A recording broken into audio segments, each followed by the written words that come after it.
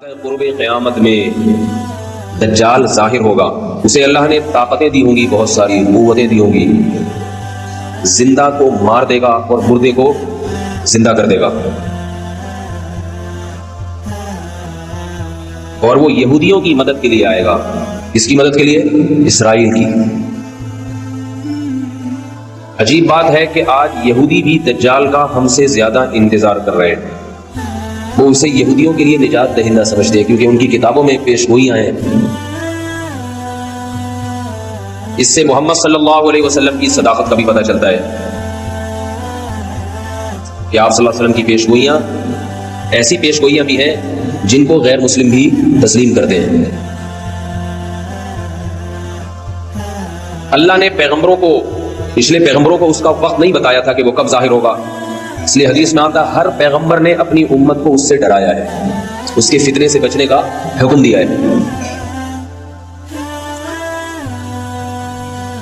لیکن محمد صلی اللہ علیہ وسلم کے دور تک وہ نہیں آیا۔ یہ اس کی علامت تھی کہ وہ کس امت میں ظاہر ہوگا؟ محمد صلی اللہ علیہ وسلم کی امت میں۔ اس کا فتنہ ہوگا کیا؟ وہ ایسے طاقت اور قوت کے کرشمے دکھا کر اپنے خدا ہونے کا دعویٰ کرے گا۔ سمجھ رہے بات کو کہ نہیں سمجھ رہے؟ جو ظاہر پرست لوگ ہیں، اور ہوگا کانا۔ حدیث میں آتا ہے کہ خدا کانا نہیں ہو سکتا، اللہ تو عیب سے پاک ہے۔ یہ عجیب بات آپ کو بتاؤں کہ جو گمراہ لوگ ہوتے ہیں وہ کسی کی ایک صفت کو دیکھتے ہیں، اس کے ہزاروں عیوب کو نہیں دیکھتے۔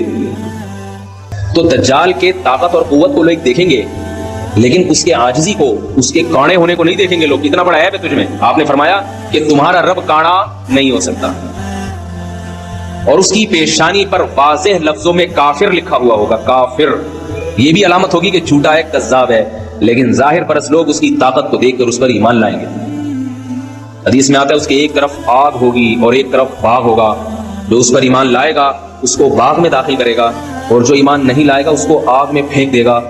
آپ صلی اللہ علیہ وسلم نے فرمایا جو آگ ہے حقیقت میں وہ جنت کا باغ ہے، اور جو باغ ہے حقیقت میں وہ آگ ہے۔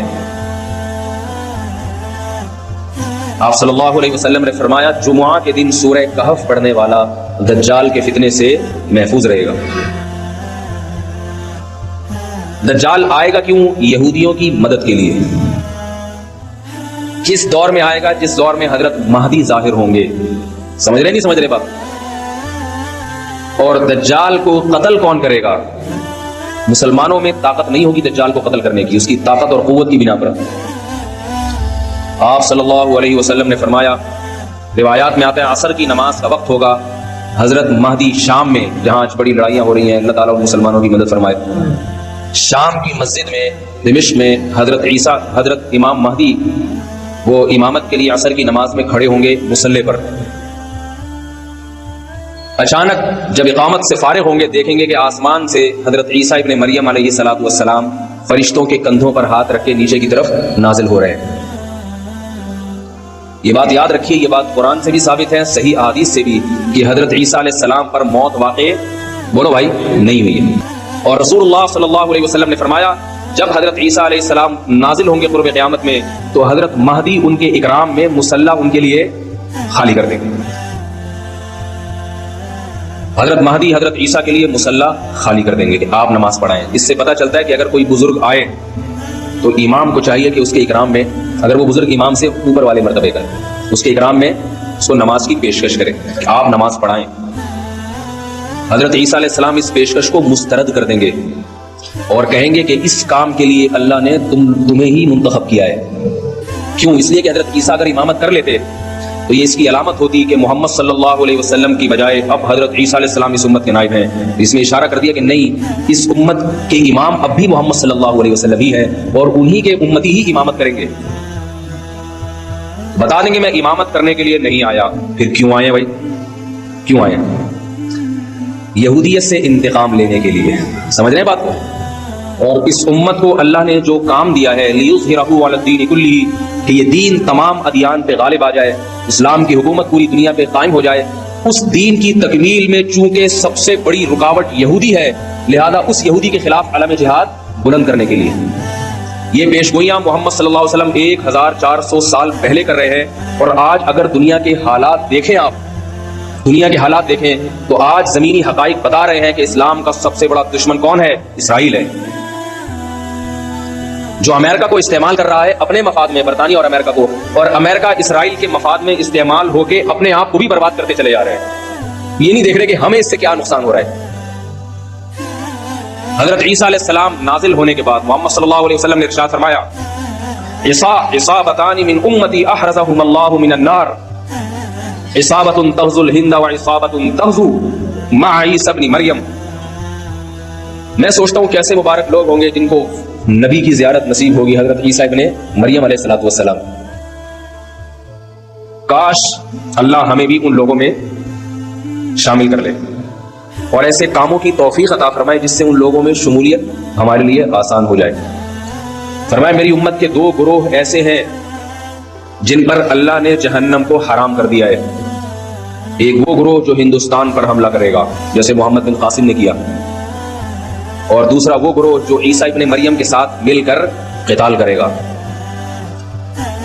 جہاد کے مخالف لوگوں کو اپنے نظریے پر غور کرنا چاہیے، ایسا نہ ہو جہاد کی مخالفت آپ کو اندھا کر دے اور آپ اسلامی تعلیمات سے پیچھے ہٹ جائیں۔ اللہ نے جو کچھ جہاد سے محبت کرنے والوں کے لیے، جو کچھ اللہ نے اس دنیا میں اور آخرت میں رکھا ہے، وہ مخالفت کرنے والوں کے لیے نہیں رکھا۔ حضرت عیسیٰ علیہ السلام نازل ہو کر جہاد کریں گے اور حدیث میں آتا ہے کہ دجال کو قتل کریں گے۔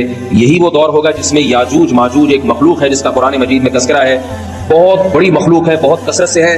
کسی وادی میں ان کو بند کیا تھا حضرت ذوالقرنین نے سیسا پلائی ہوئی دیواریں کھڑی کر کے یاجوج اور ماجوج کو وادیوں میں بند کر دیا۔ وہ وادیاں کہاں ہیں اس کا ہمیں نہیں، کوئی کہتے ہیں چین میں، کوئی کہتے ہیں دیواریں چین کے پیچھے، کوئی کہتے ہیں کہاں ہیں، ہمیں نہیں پتا کہاں ہیں۔ یہ سوال ہی فضول ہے کہاں ہے، اللہ نے جہاں کرنا تھا وہاں کر دیا۔ حدیث میں آتا ہے جب یاجوج ماجوج اتنی کثرت سے اہل اسلام کو، انسانوں کو قتل کریں گے، حضرت عیسیٰ علیہ الصلوۃ والسلام بھی ان کے قتل کرنے سے عاجز آ جائیں گے، اللہ سے دعا مانگیں گے، اللہ سے دعا مانگیں تو اللہ ان کی دعا کو قبول کرے گا اور یاجوج ماجوج کو ہلاک کرے گا۔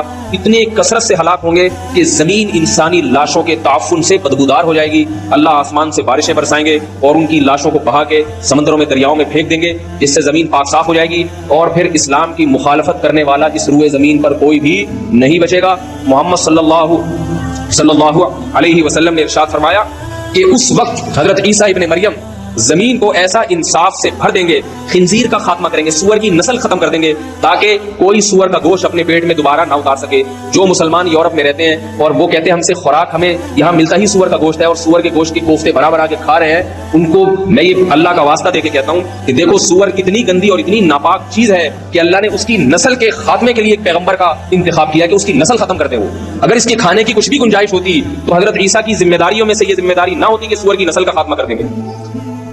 حدیث میں آتا ہے، آخری بات کر کے بات ختم کرتا ہوں تاکہ نشانیاں مکمل ہو جائیں، رسول اللہ صلی اللہ علیہ وسلم نے فرمایا زمین کو عدل سے بھر دیں گے، انصاف سے، اور جب زمین پر اللہ کی عبادت کثرت سے ہوگی، زمین زنا سے، بدکاری سے، چوری سے، رشوت سے، پوری روئے زمین پاک ہو جائے گی تو اس کی برکتیں اللہ آسمان سے اللہ کی طرف سے برکتیں کھلیں گی۔ جس زمین پر گناہ ہوتے ہیں اس زمین میں رزق کی برکت کو ختم کر لیا جاتا ہے۔ آج پھلوں میں ذائقے ختم ہوتے چلے جا رہے ہیں، آج گندم میں ذائقہ ختم ہو گیا ہے۔ روٹی آپ پہلے دیکھیں بچپن میں ایسی خوشبودار روٹی، اب روٹی کا مزہ ہی نہیں ہے۔ آمدنوں میں برکت ختم، لاکھ ڈیڑھ لاکھ روپے کما رہے ہیں مہینے کے آخر میں، پھر بھی روتے پھر رہے ہوتے پیسے نہیں ہے، پیسے نہیں ہے۔ تو محمد صلی اللہ علیہ وسلم نے فرمایا جب زمین میں تقویٰ ہوگا اور اللہ کی عبادت ہوگی تو اللہ اپنی برکتیں کھول دیں گے، آسمان سے ایسا برکت والا پانی برسے گا، ایسی بارشیں ہوں گی زمین میں کہ آپ نے دو مثالیں دی، ایک انگور کی اور ایک انار کی۔ فرمایا انگور اتنے بڑے بڑے پیدا ہوں گے کہ ایک انگور کے دانے کو نچوڑ کے کئی لوگ گلاس بھر بھر کے سیراب ہو جائیں گے، اس سے اتنے بڑے بڑے انگور پیدا ہوں گے۔ اور فرمایا انار اتنے بڑے بڑے پیدا ہوں گے کہ انار کے چھلکے کو لوگ سائبان کے طور پہ استعمال کریں گے۔ انار کا چھلکا باقاعدہ چھتریوں کی طرح بڑا ہوگا، انار کتنا بڑا ہوگا، اس کے دانے کتنے بڑے بڑے۔ یہ اللہ کی طرف سے انسانوں پہ رزق برسے گا۔ کیوں برسے گا؟ کہ انسان تقوی والی زندگی پر اور حلال والی زندگی پر آ جائے۔ یہ کام تو میرے بھائی حضرت عیسیٰ کے زمانے میں ہوگا اور انشاءاللہ ہو کے رہے گا۔ تو اللہ تعالیٰ ہمیں ان خوش نصیبوں میں شامل کرے جو حضرت عیسیٰ ابن مریم کی زیارت کریں گے اور ان کے ساتھ مل کر لڑیں گے، اور اگر بالفرض یہ ہماری زندگی میں مقدر نہیں ہے تو اللہ ہمیں وہ کام کرنے کی توفیق عطا فرمائے جس کام کی تکمیل اللہ حضرت عیسیٰ کے ذریعے کریں گے، ان کاموں کی توفیق عطا فرمائے، تقوی اور طہارت والی زندگی کی اللہ ہمیں توفیق عطا فرمائے تاکہ ہمارے رزق میں بھی برکت ہو۔